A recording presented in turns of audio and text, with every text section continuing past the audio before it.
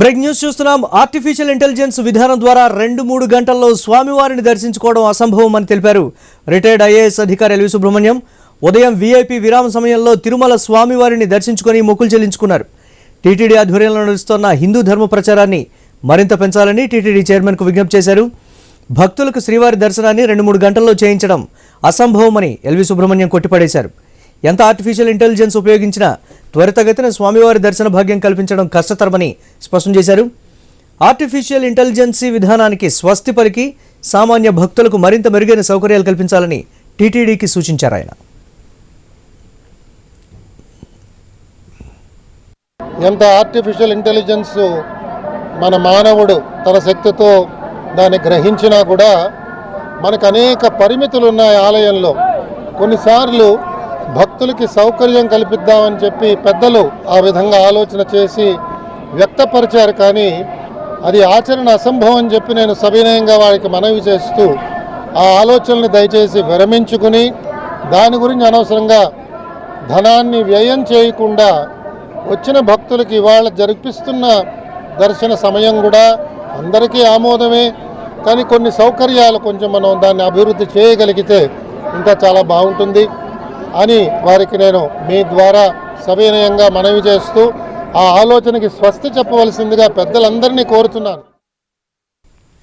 Right. Artificial intelligence విధానం ద్వారా 2-3 గంటల్లో స్వామివారిని దర్శించుకోవడం అసంభవం అని తెలిపారు రిటైర్డ్ ఐఏఎస్ అధికారి ఎల్వి సుబ్రహ్మణ్యం. దీనిపై మరిన్ని అప్డేట్స్ మా కరెస్పాండెంట్ వర్మ అందిస్తారు. వర్మ,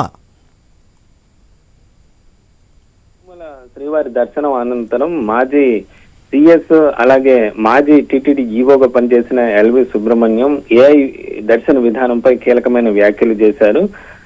ప్రాక్టికల్ గా చూస్తే ఏఐ దర్శనం సామాన్య భక్తులకు ఏఐ దర్శనం కానీ ఇతర వేరే ఏ విధానంలో కూడా 2-3 గంటల్లో స్వామివారి దర్శనం చేయటం అసంభవం అన్నట్లుగా కూడా ఆయన ఈరోజు తన అభిప్రాయంతో వ్యక్తం చేశారు.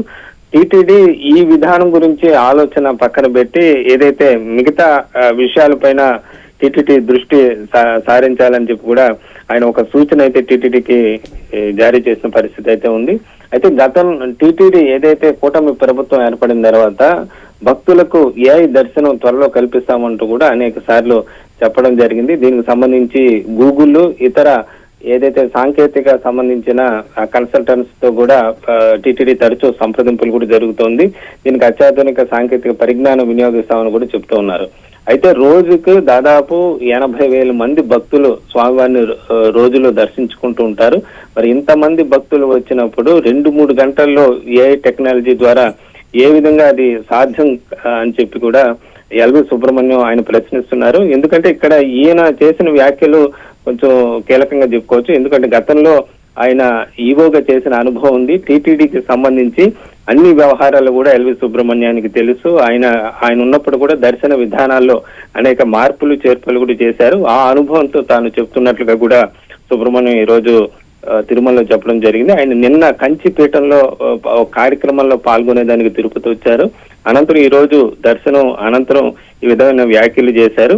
అయితే ప్రస్తుతం ఈయన ఏదైతే ఎల్వి సుబ్రహ్మణ్యం గారు చేసిన వ్యాఖ్యలు ప్రస్తుతం చర్చనీయాంశంగా మారుతున్నాయని చెప్పుకోవచ్చు. ఎందుకంటే టీటీడీ ఇప్పటికే ఈ విధానం పైన పలుసార్లు ఏదైతే చర్చలు కూడా జరుగుతోంది, సమీక్షా సమావేశాలు జరుగుతోంది, త్వరలో కల్పిస్తామంటూ కొంత సామాగ్రిని కూడా దానికి సంబంధించిన కూడా తిరుమలకు చేరుకున్న పరిస్థితి అయితే ఉంది.